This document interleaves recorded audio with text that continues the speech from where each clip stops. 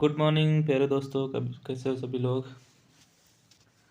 सभी लोगों की होली अच्छी तरीके से हो गई होंगी, तो आप सभी लोग पढ़ने में थोड़ा सा समय बिताएं ज़्यादा से ज़्यादा। तो आज की क्लास में हम लोग आगे जीएस के कुछ इम्पोर्टेंट क्वेश्चन करेंगे। चलिए शुरू करते हैं।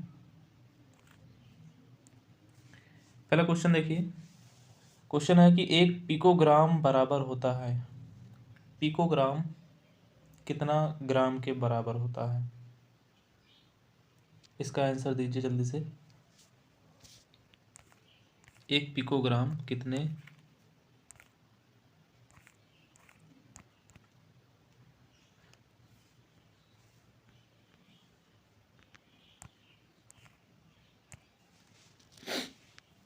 चलिए देखिए, एक पिकोग्राम कितने ग्राम के बराबर होता है। इसका आंसर हो जाएगा आपका 10⁻⁻12।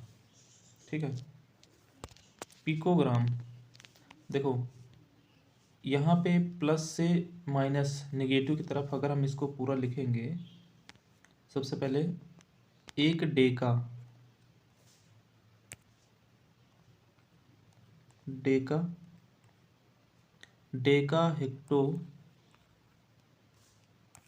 Deka hecto kilo, Deka hecto kilo. और इसके बाद आप मेगा गीगा टेरा पेटा इसको लिख लेंगे। मेगा गीगा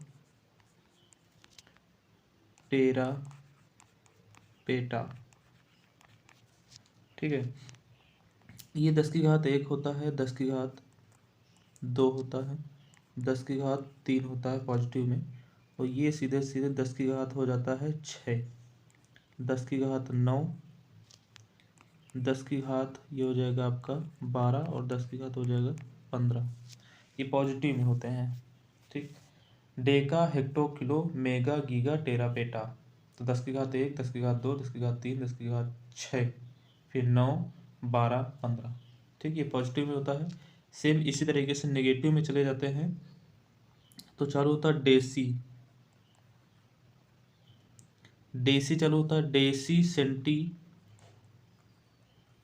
मिली, इसके बाद माइक्रो, माइक्रो,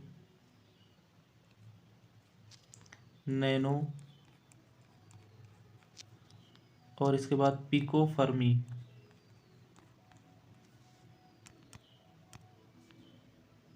पिको फर्मी।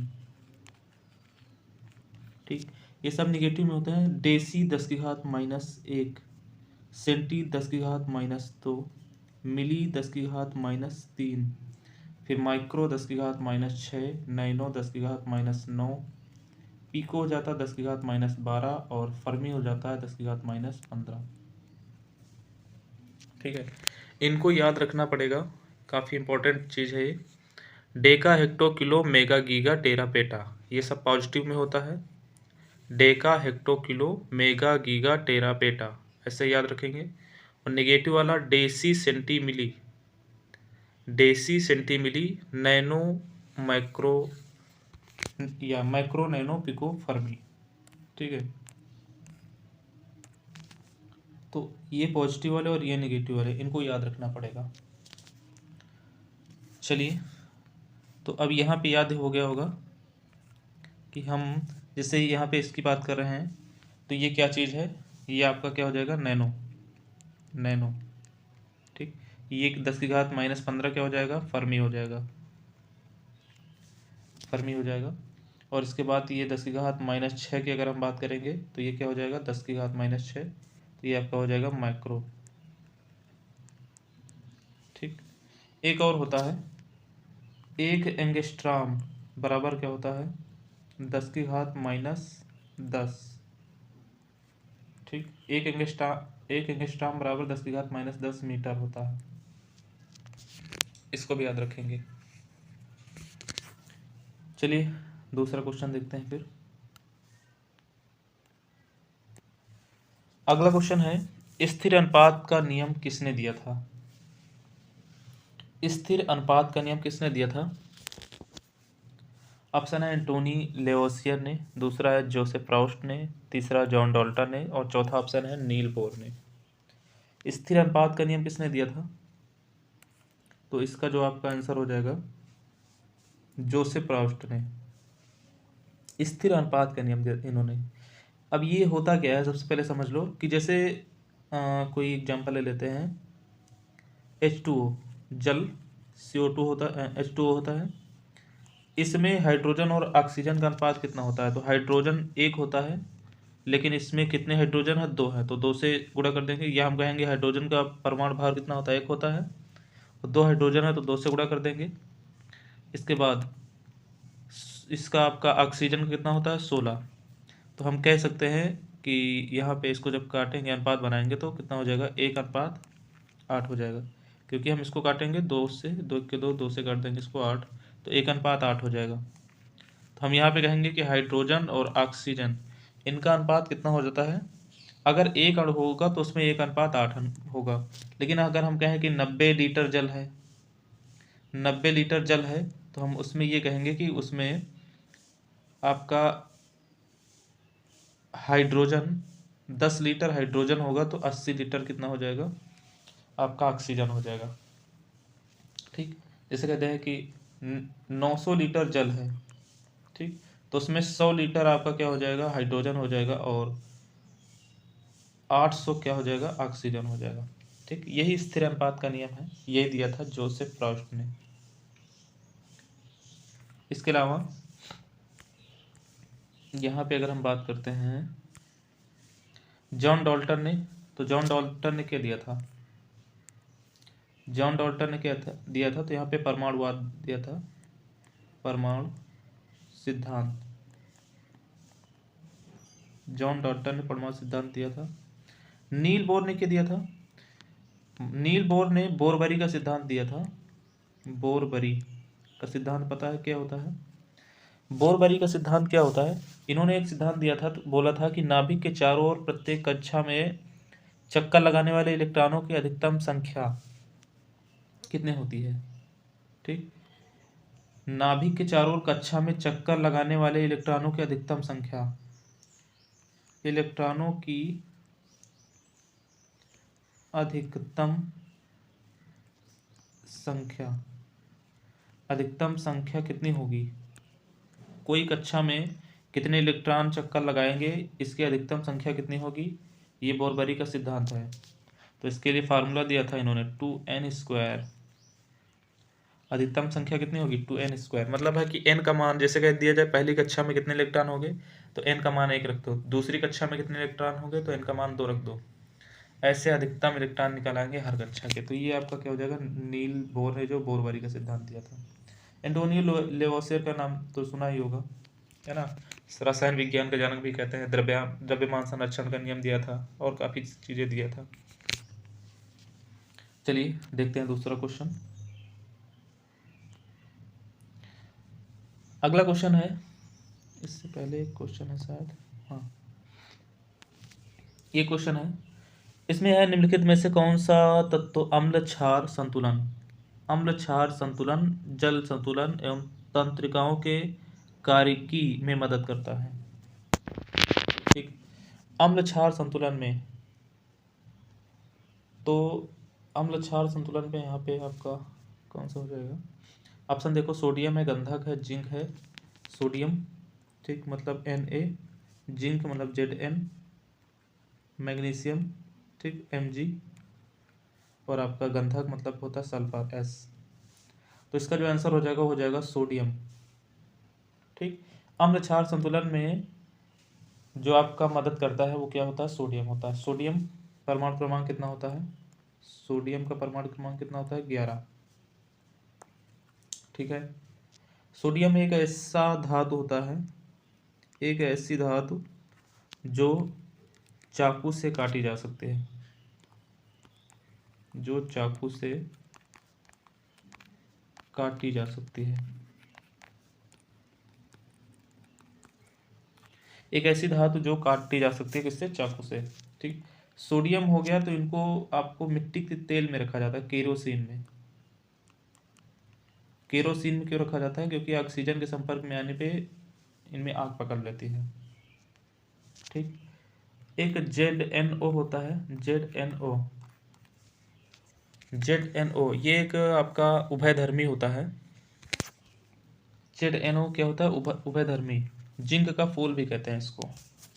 ठीक। मैग्नीशियम से बहुत सारे क्वेश्चन बनते हैं। क्लोरोफिल में आपका कौन सी धातु पाई जाती है? मैग्नीशियम पाई जाती है। किसमें? क्लोरोफिल में। क्लोरोफिल, इसको याद रखेंगे, मैग्नीशियम। और गंधक मतलब सल्फर हो जाता है, जो सल्फर है किसमें पाया जाता है? प्याज, लहसुन। प्याज में, लहसुन में जो आपकी गंध आती है, प्याज लहसुन, प्याज लहसुन में जो गंध आती है वो किसकी होती है? सल्फर की होती है। चलिए देखते हैं अगला क्वेश्चन। अगला क्वेश्चन है मालविकाग्निमित्रम के लेखक कौन है? सबको लगभग पता होगा। मालविकाग्निमित्रम के लेखक कौन है? तो इसका आंसर हो जाएगा कालिदास। ठीक। मालविकाग्निमित्रम, अभिज्ञान शाकुंतलम, ऐसी बहुत सारी पुस्तकें इनकी हैं। बाणभट्ट की पुस्तक का नाम बताइए जरा। बाणभट्ट की कादंबरी। कादंबरी बाणभट्ट की पुस्तक है। और एक पुस्तक और है इनकी, हर्षचरित। हर्षचरित बाणभट्ट की हो जाएगी। कबीरदास की पता ही होगी, साखी शबद रामायणी, और एक बीजक भी है। ये क्वेश्चन रेलवे में भी एक बार पूछे गए हैं। साखी शबद रामायणी और एक है बीजक। सूरदास की तो पता ही होगा, सूरसागर। सूरसागर और कई है। चलिए अगला क्वेश्चन देखते हैं। अगला क्वेश्चन है रक्त का कौन सा घटक शरीर के अंगों को ऑक्सीजन पहुंचाता है? इसका आंसर क्या हो जाएगा? रक्त का कौन सा घटक शरीर के अंगों को ऑक्सीजन पहुंचाता है? अब इस क्वेश्चन को थोड़ा सा हम बहुत एक्सप्लेन करके पढ़ेंगे, पूरा पूरा। ठीक है। रक्त का कौन सा घटक शरीर के अंगों को ऑक्सीजन पहुंचाता है? तो ऑक्सीजन पहुंचाने का कार्य किसका होता है? यहाँ पे आंसर हो जाएगा आरबीसी का। ठीक। आरबीसी का हो जाएगा। आरबीसी का दूसरा नाम क्या होता है? आरबीसी का दूसरा नाम क्या होता है? एक डब्ल्यूबीसी होता है, इसको क्या कहते हैं? डब्ल्यूबीसी को कहते हैं ल्यूकोसाइट। ल्यूकोसाइट। ठीक। आरबीसी का ऐसे दूसरा नाम क्या होता है? जल्दी से कमेंट करो, जल्दी से। इसका तो आंसर क्या हो जाएगा? आरबीसी होगा। ठीक। अब यहाँ पे हम बात करेंगे पहले रक्त की, थोड़ा सा एक्सप्लेन करके। रक्त, रक्त एक प्रकार का कैसा ऊतक होता है? तरल संयोजी ऊतक होता है।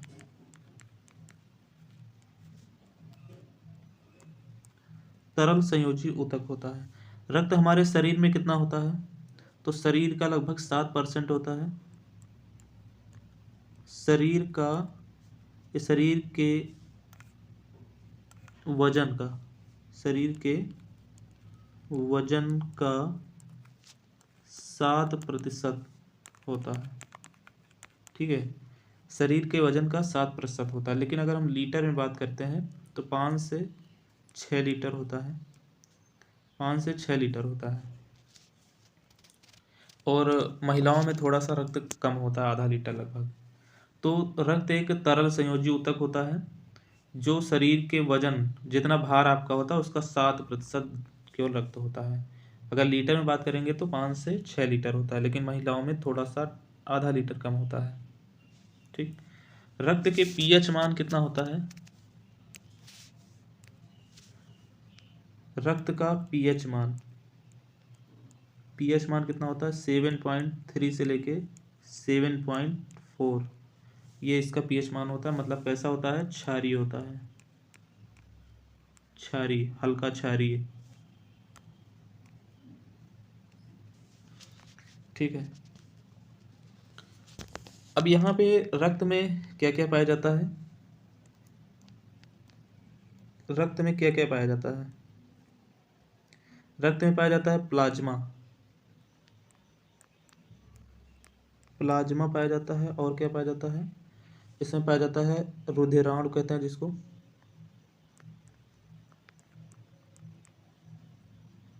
रक्त में मेन दो चीजें हैं, एक प्लाज्मा है, एक रुधिराणु है। मतलब ये है कि प्लाज्मा जो एकदम गहरा चिपचिपा पदार्थ होता है, और रुधिराणु मतलब उसमें जो पाए जाने वाले अणु होते हैं, कण होते हैं। ठीक, तो प्लाज्मा पूरे रक्त में कितने परसेंट होता है? 55% होता है। और तो 45% क्या हो जाएगा उसमें, जो उसमें पाए जाने वाली कण होते हैं। ठीक है, अब रुधिराणु का मतलब होता है, रुधिराणु मतलब आरबीसी, जो सेल पाए जाते हैं, आरबीसी, डब्ल्यूबीसी और आपका प्लेटलेट्स, प्लेटलेट्स। ठीक, ये रुधिराणु में आते हैं। प्लाज्मा कितना परसेंट होता है? प्लाज्मा आपका 55% होता है, और रुधिराणु कितना होता है? 45% होते हैं। अब पहले यहाँ पे हम प्लाज्मा के बारे में पढ़ लेते हैं थोड़ा सा। प्लाज्मा, प्लाज्मा का कार्य क्या होता है? सबसे पहले प्लाज्मा का कार्य क्या होता है? इसका कार्य होता है जो पचा भोजन और हार्मोन्स का संवहन करता है शरीर में। पचा भोजन, पचा हुआ भोजन और हार्मोन्स का संवहन, मतलब है कि पचा हुआ भोजन और हार्मोन को पूरे शरीर में फैलाता है। एक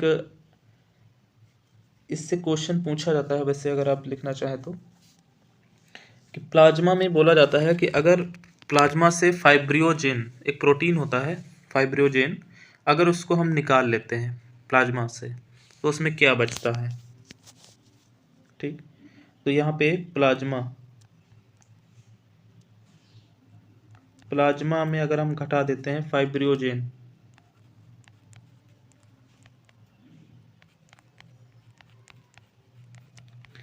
प्लाज्मा में अगर फाइब्रियोजेन घटा देते हैं तो क्या बचेगा यहाँ पे? उसको कहते हैं सीरम। ये क्वेश्चन एक बार पूछा गया है।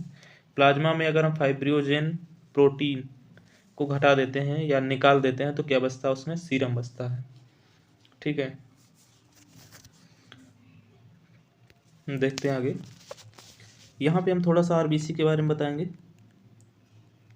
शॉर्ट में ही। आरबीसी, आरबीसी पता है, रेड ब्लड कॉर्पसल्स कहते हैं इसको। ठीक, रेड ब्लड कॉर्पसल्स।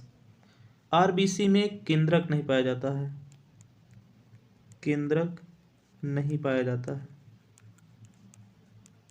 आरबीसी में केंद्रक नहीं पाया जाता है। लेकिन इसमें कुछ अपवाद हैं, जैसे एक ऊंट होता है, अपवाद, अपवाद में क्या लिखेंगे? ऊंट, ऊंट लिखेंगे। और एक और होता है लामा। ठीक, आरबीसी में केंद्रक नहीं पाया जाता, लेकिन अपवाद के रूप में क्या है? ऊंट और लामा। ऊंट और लामा में जो आरबीसी पाया जाता है उसमें केंद्रक पाया जाता है। ठीक, अब हम बात करेंगे आरबीसी का निर्माण कहाँ पे होता है। आरबीसी का निर्माण, निर्माण इसमें कई जगह पे होता है, जिससे हम कहें कि निर्माण आपका अस्थिमज्जा में मेन रूप से होता है। अस्थिमज्जा, अस्थिमज्जा मतलब हड्डियों के बीच में। अस्थिमज्जा को बोन मैरो भी कहते हैं इंग्लिश में, बोन मैरो। ठीक, बोन मैरो में ही इसका निर्माण होता है मेन रूप से। लेकिन पूछा जाता है कि भ्रूण, भ्रूण अवस्था में इसका निर्माण, भ्रूण अवस्था में, भ्रूण अवस्था में निर्माण आरबीसी का कहाँ पे होता है? तो क्या हो जाएगा? यकृत और प्लीहा, प्लीहा मतलब स्प्लीन कहते हैं इंग्लिश में। भ्रूण अवस्था में इसका निर्माण कहाँ पे होता है आरबीसी का? तो यकृत और प्लीहा में। ठीक, आरबीसी का समय कितना होता है, जीवन काल? तो 20 से 120 दिन होता है, 20 से 120 दिन होता है। मृत्यु कहाँ पे होती है? आरबीसी खत्म कहाँ पे होता है, नष्ट कहाँ पे होता है? तो इसका आंसर क्या हो जाएगा? यकृत और प्लीहा, ठीक, यकृत और प्लीहा में। आरबीसी का हम कार्य अगर पढ़ें, कार्य क्या होता है, तो कार्य भी हमने बता ही दिया है कि पूरे शरीर में ऑक्सीजन पहुंचाना, O2 पहुंचाना, इसका मेन कार्य होता है। और CO2 कार्बन डाइऑक्साइड वापस निकालना, ये भी काम है, निकालना, ठीक, वापस निकालना। एक दो क्वेश्चन इससे आरबीसी से और पूछे जाते हैं, एक दो क्वेश्चन और हैं। इसमें पूछा जाता है कि जो आरबीसी है, जैसे कोई व्यक्ति ऊंचाई पे जाता है तो उसमें आरबीसी में कमी आती है कि बढ़ोतरी होती है। तो ऊंचाई पे जाने पर, ऊंचाई पर जाने पर आरबीसी बढ़ती है, ठीक। ज़्यादा ऊंचाई पे जाएंगे तो आपके शरीर में आरबीसी की संख्या बढ़ जाती है।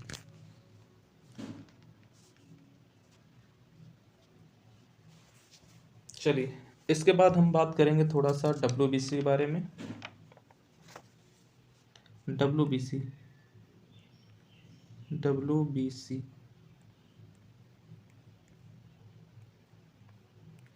डब्ल्यूबीसी इसका हमने रासायनिक या दूसरा नाम बता ही दिया, लिकोसाइट। आरबीसी का रासायनिक या नाम बताना है आपको कमेंट में। देखो, डब्ल्यूबीसी का में जो केंद्रक तो पाया ही जाता है, इसमें केंद्रक पाया जाता है, ठीक। निर्माण इसका भी वहीं पे होता है,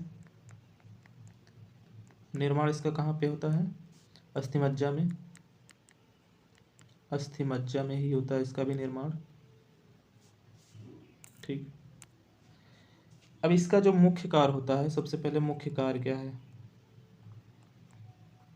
इसका जो मुख्य कार्य होता है वो रोग प्रतिरोधक क्षमता को बनाए रखता है, ठीक। रोगों से, संक्रमण से बचाता है, रोगों के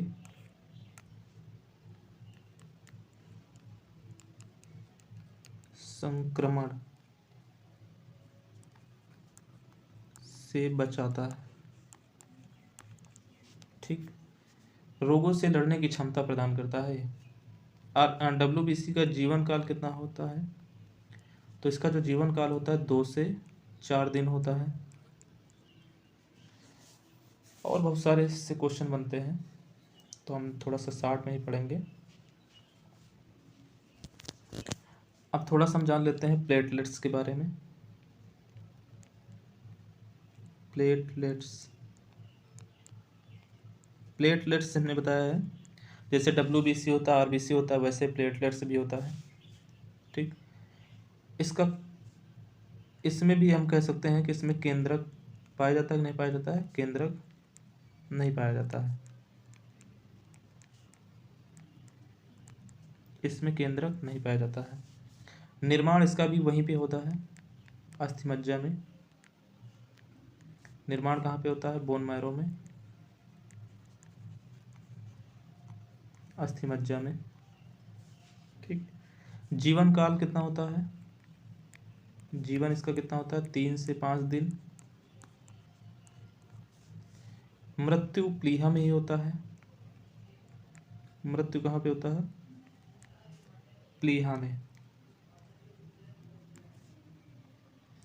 अब देखो, इसका जो प्लेटलेट्स का जो मुख्य कार्य क्या होता है, इसका जो मुख्य कार्य क्या है, इसका जो मुख्य कार्य होता है आपका रक्त स्कंदन, रक्त स्कंदन। रक्त स्कंदन का मतलब होता है रक्त को जमाने में सहायक होता है, ठीक। रक्त के जमाने में एक इससे होता क्या है कि जब आपका डेंगू बुखार होता है, डेंगू बुखार में,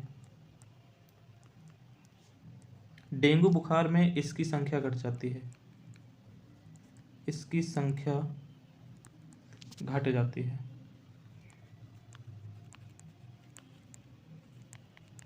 ठीक है। तो एक बार हम फिर से देख लेते हैं। हमने यहाँ चालू किया था। रक्त का कौन सा घटक शरीर के अंगों को रक्त ऑक्सीजन पहुंचाता, तो इसका आंसर आरबीसी हो जाएगा। डब्ल्यूबीसी को हमने बताया कि इसको ल्यूकोसाइट कहते हैं। आरबीसी को आपको कमेंट में बताना है क्या कहते हैं। वैसे ही रक्त एक तरल संयोजी ऊतक होता है, शरीर के वजन का 7% होता है। लीटर में बात करेंगे तो 5 से 6 लीटर शरीर में होता है, लेकिन महिलाओं में थोड़ा सा आधा लीटर कम होता है। आगे बात करेंगे, रक्त का जो पीएच मान होता है कितना होता है, 7.3 से 7.4 होता है। मतलब कैसा होता है, क्षारीय होता है। रक्त में दो चीज़ें होती हैं मेनली, एक होता है आपका प्लाज्मा, दूसरा होता है रुधिराणु। प्लाज्मा 55% होता है, 45% रुधिराणु होता है। ठीक, रुधिराणु में क्या क्या होता है, आरबीसी, डब्ल्यूबीसी, प्लेटलेट्स होता है। प्लाज्मा का मुख्य कार्य हमने बताया है कि पचे हुए भोजन को पूरे शरीर में पहुंचाना और हार्मोन्स का पूरे शरीर में संवहन कराना। ठीक, और एक हमने बताया था कि अगर प्लाज्मा से फाइब्रिनोजेन प्रोटीन जो होता है इसको अगर हम निकाल लेते हैं तो क्या बचेगा, उसमें सीरम बचेगा केवल। अब बात करते हैं आरबीसी डब्ल्यूबीटी इसका। आरबीसी जैसे है, आरबीसी में हमने बताया केंद्रक नहीं पाया जाता है। आरबीसी में केंद्रक नहीं पाया जाता है। इसका निर्माण अस्थिमज्जा में और भ्रूण अवस्था में इसका निर्माण कहाँ पे होता है, ये कई बार पूछा कि भ्रूण अवस्था में इसका निर्माण यकृत और प्लीहा में होता है। कार्य या जीवन काल 20 से 120 दिन होता है। मृत्यु कहाँ पे होती है, यकृत और प्लीहा में होता है। मुख्य कार्य हमने बताया है कि पूरे शरीर में ऑक्सीजन को पहुंचाना और पूरे शरीर से कार्बन डाइऑक्साइड को बाहर निकालना। ठीक, CO2। इसके बाद आरबीसी के बारे में बताया कि आरबीसी को ऊंचाई पर जाने पर आरबीसी की संख्या क्या होती है, बढ़ती है। जितना ऊपर जाएंगे उतना आरबीसी बढ़ेगा। इसीलिए पहाड़ों पे जो लोग रहते हैं उनका चेहरा कैसे होता है, एकदम लाल लाल होता है। आरबीसी की संख्या क्या होती है, ज़्यादा होती है उनके शरीर में। इसके बाद हमने बताया डब्ल्यूबीसी के बारे में कि डब्ल्यूबीसी को ल्यूकोसाइट कहते हैं। इसमें केंद्रक पाया जाता है। ठीक, इसमें केंद्रक क्या होता है, पाया जाता है। निर्माण वहीं अस्थिमज्जा में। मेन कार्य होता है डब्ल्यूबीसी का रोगों से लड़ने में सहायता। ठीक, जीवन काल इसका कितना होता है, 2 से 4 दिन ही होता है। आगे प्लेटलेट्स के बारे में बताया कि केंद्रक नहीं पाया जाता है इसमें। निर्माण वहीं बोन मैरो में ही। जीवन काल 3 से 5 दिन होता है। मृत्यु प्लीहा में होता है। इसका मेन कार्य आपको याद रखना है, रक्त स्कंदन। ठीक, प्लेटलेट्स का मुख्य कार्य क्या होता है, रक्त स्कंदन। डेंगू बुखार जब होता है तो इसकी संख्या क्या होती है, घट जाती है। ठीक, अगला क्वेश्चन अब थोड़ा सा स्पीड से करेंगे। अगला क्वेश्चन है श्यानता। श्यानता का ईसाई मात्रक क्या होता है, श्यानता का ईसाई मात्रक क्या होता है, तो इसका आंसर क्या हो जाएगा, पॉइज। श्यानता का ईसाई मात्रक क्या होता है, पॉइज। ठीक, ओम किसका मात्रक होता है, प्रतिरोध का, प्रतिरोध। पास्कल किसका मात्रक है, दाब का, दाब का मात्रक क्या होता है, पास्कल।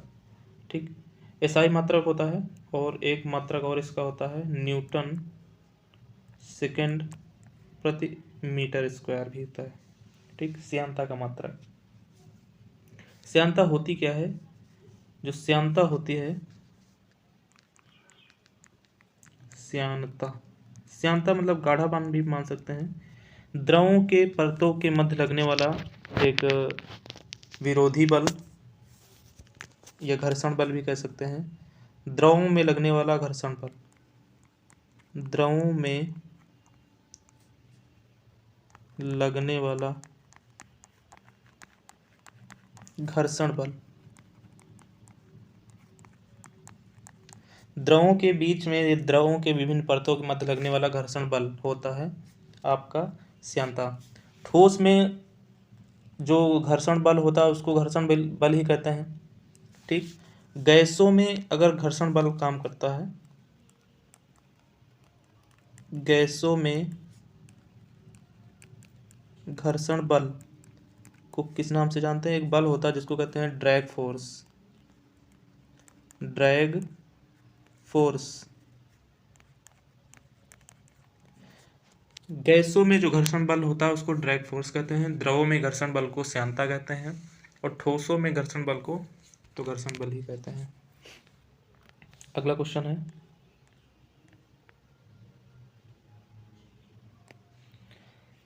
निम्नलिखित में से कौन अर्धचालक है? अर्धचालक बताना है, तो इसका आंसर क्या हो जाएगा? अर्धचालक सिलिकॉन।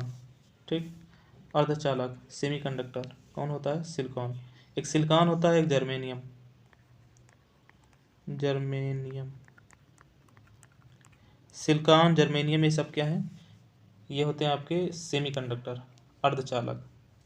ठीक, पृथ्वी पर सबसे ज़्यादा पाए जाने वाला आपका अर्धचालक कौन सा है? सिलिकॉन है। ये दूसरे नंबर पर पाया जाने वाला सबसे ज़्यादा मात्रा में तत्व है सिलिकॉन।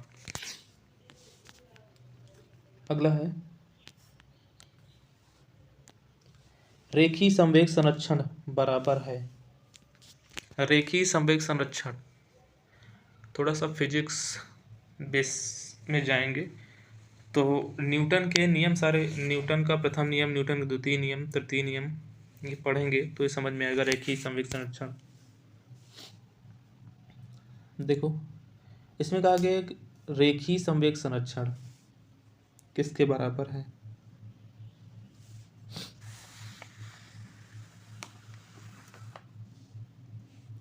तो इसका जो आंसर क्या हो जाएगा? सबसे पहले देखो न्यूटन का जो प्रथम नियम है, न्यूटन का प्रथम नियम, इससे हमको जड़त्व का नियम भी मिलता है।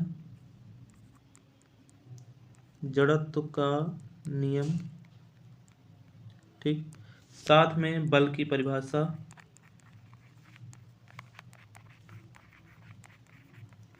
ठीक है। द्वितीय नियम से बल का सूत्र F बराबर ma प्राप्त होता है। तृतीय नियम को क्रिया प्रतिक्रिया का नियम कहते हैं, क्रिया प्रतिक्रिया का नियम कहते हैं, ठीक। और इससे हमको बल की प्रकृति प्राप्त होती है, बल की प्रकृति प्राप्त होती है कि बल किस प्रकार का, उसकी प्रकृति प्राप्त होती है। इसका आंसर हो जाएगा, इस क्वेश्चन का आंसर हो जाएगा इनमें से कोई नहीं। अगला क्वेश्चन है, किसी पदार्थ का अपवर्तनांक हवा में प्रकाश की चाल से किस प्रकार संबंधित होता है? किसी पदार्थ का अपवर्तनांक हवा में प्रकाश की चाल से किस प्रकार संबंधित होता है? सबसे पहले देखो अपवर्तनांक म्यू से प्रदर्शित करते हैं। लाइट एक चैप्टर है प्रकाश की, उसका क्वेश्चन है म्यू बराबर क्या होता है? c/v होता है। मतलब होता है ऊपर प्रकाश की चाल, ये पदार्थ में प्रकाश की चाल, ये हवा में प्रकाश की चाल, प्रकाश की चाल बटे में क्या होता है? रुको इसी को हम लिख देते हैं, ये आपका क्या है? प्रकाश की चाल।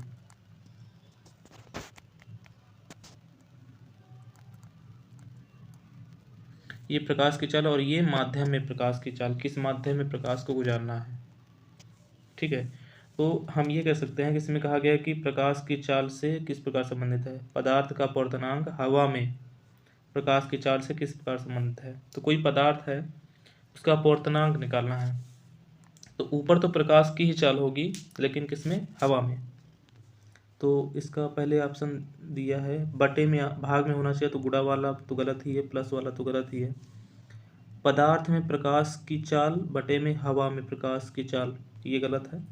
नीचे पदार्थ होना चाहिए, क्योंकि ऊपर तो प्रकाश की चाल होती है, नीचे माध्यम में प्रकाश की चाल, तो यहाँ पे दिया है ना पदार्थ में प्रकाश की चाल, तो ये नीचे होना चाहिए, और हवा में प्रकाश की चाल ऊपर, तो ये आपका डी आंसर सही हो जाएगा, ठीक। ऊपर केवल प्रकाश की चाल होती है, चाहे हवा में हो या निर्वात में प्रकाश की चाल, नीचे जिस माध्यम में प्रकाश को गुजारना है, तो कौन सा पदार्थ है, वो वाली प्रकाश की चाल। ऑप्शन डी हो जाएगा इसका। अगला क्वेश्चन है, अगला है, यदि धारा 10 एम्पियर और प्रतिरोध 50 ओम हो तो विभवांतर ज्ञात करें। देखो विभवांतर ज्ञात करना है। यहाँ पे धारा हमको I बराबर दिया है 10 एम्पियर और प्रतिरोध R का मान कितना दिया है 50 ओम। विभवांतर ज्ञात करना है V का मान। फार्मूला होता है V बराबर IR, एकदम सिंपल फार्मूला। इससे निकालना है विभवांतर। तो V बराबर क्या हो जाएगा, I का मान 10 है और R का मान 50, गुणा कर देंगे इसको, कितना हो जाएगा 500 वोल्ट। ठीक, विभवांतर 500 वोल्ट। चलिए अगला क्वेश्चन है, रबर को ताकत प्रदान करने, अधिकतम लोच एवं स्थायित्व प्रदान करने की प्रक्रिया को क्या कहते हैं। जो रबर होता है, रबड़, उसको अधिक मजबूत बनाना है, ठीक है, उसको ज़्यादा टिकाऊ बनाना है, तो उसमें क्या मिलाया जाता है या उस प्रक्रिया को क्या कहते हैं, पूछा गया प्रक्रिया को क्या कहा जाता है। ठीक, तो रबर में सल्फर मिलाया जाता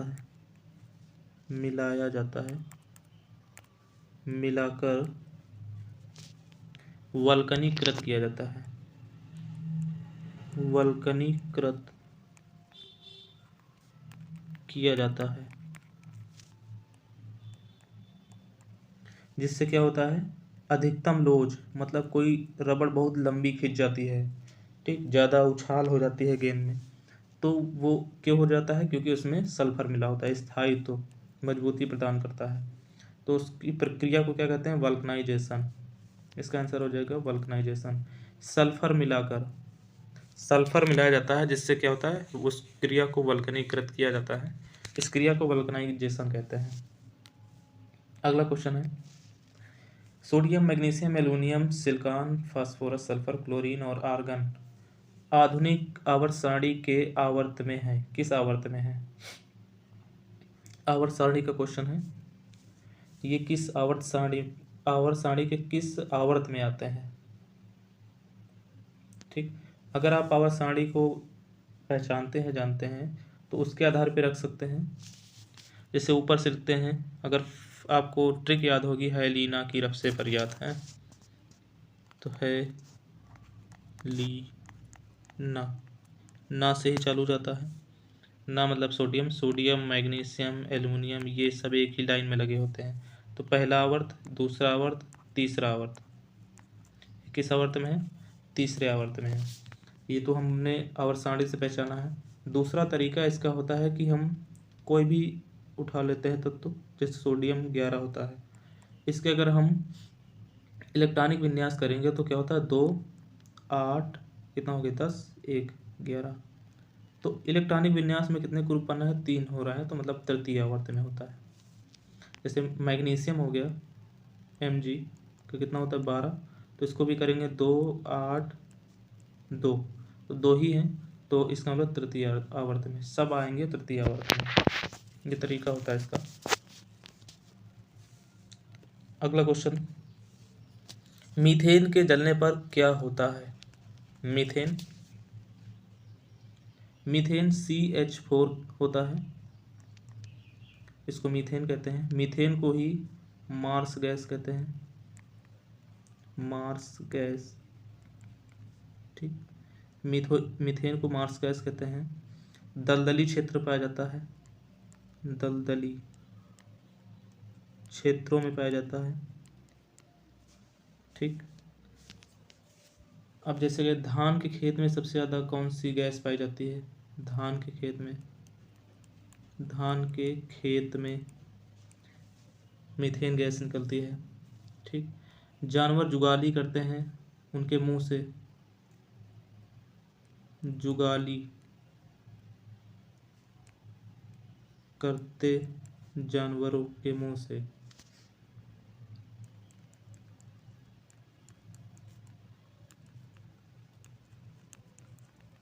जुगाली करते जानवरों के मुंह से कौन सी गैस निकलती है, मीथेन गैस।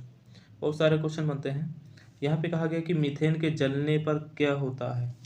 मीथेन देखो CH4 जलेगा तो जलता किसके साथ है? ऑक्सीजन के साथ। ऑक्सीजन के साथ इसको क्रिया कराएंगे तो 2O2 से जब क्रिया करते हैं तो एक बनता है CO2 प्लस H, यहाँ पे आपका 2 बचा है,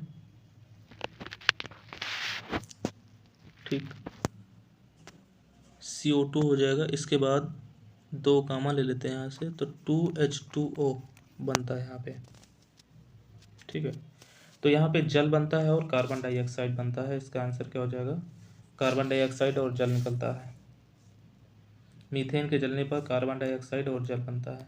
अगला क्वेश्चन हो जाएगा 1928 में अलेक्जेंडर फ्लेमिंग द्वारा खोजी गई पहली एंटीबायोटिक निम्नलिखित में से कौन सी है? जो अलेक्जेंडर फ्लेमिंग है, इनके द्वारा पहली दवा खोजी गई थी, उसका नाम क्या है? एंटीबायोटिक कौन सी खोजी गई थी? तो इसका नाम है पेनिसिलिन।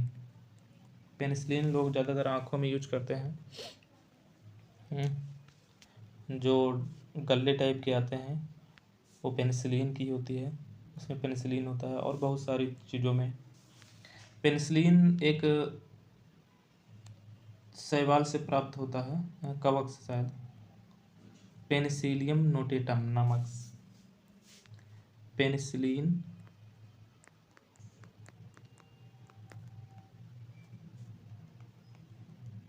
पेनिसिलियम नोटेटम, इसको लिखो चाहे ना लिखो कोई दिक्कत नहीं, उससे ये मिलता है पेनिसिलिन, ठीक।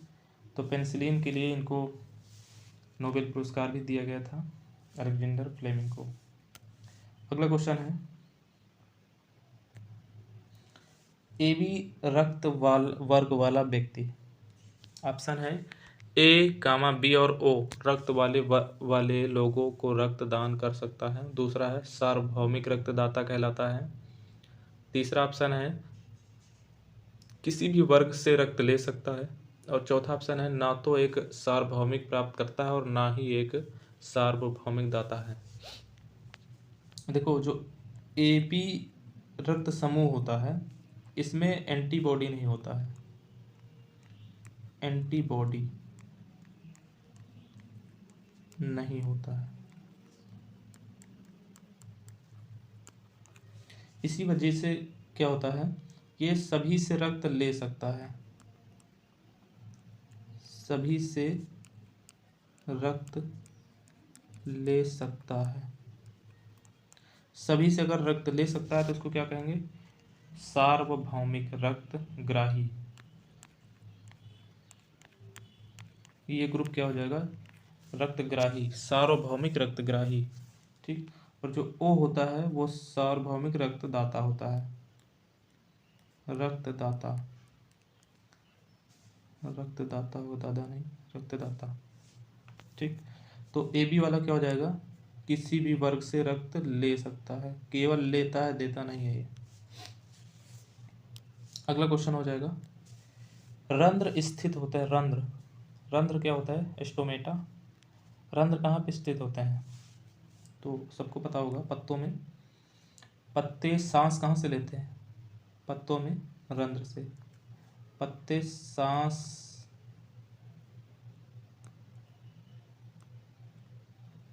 कहाँ से लेते हैं? रंध्रों से।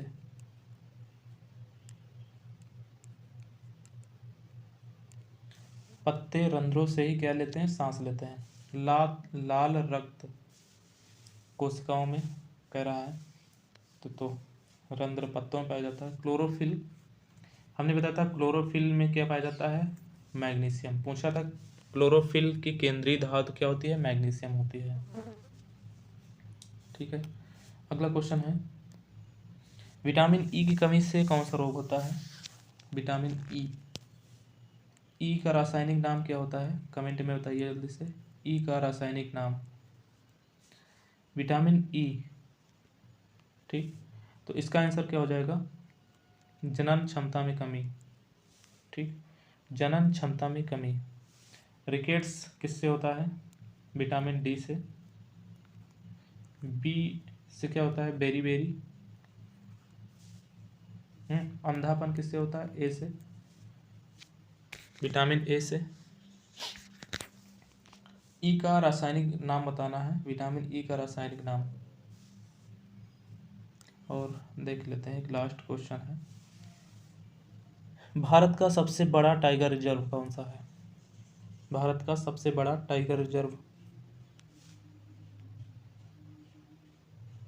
देखो, इस क्वेश्चन के आधार पे अगर हम इसका आंसर बताएंगे तो सबसे बड़ा भारत का है आपका Nagarjuna Sagar Shri xylem tiger reserve. ठीक, ये है। लेकिन अभी वर्तमान में रानी दुर्गावती हो गया है, रानी दुर्गावती।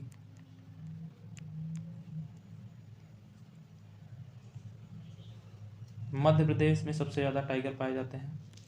टाइगर प्रोजेक्ट आया था, टाइगर प्रोजेक्ट कब आया था? 1973 में टाइगर प्रोजेक्ट आया था। जिम कार्बेट पता है कहाँ पे है? Jim Corbett, Jim Corbett comment बताओ कहाँ पे है।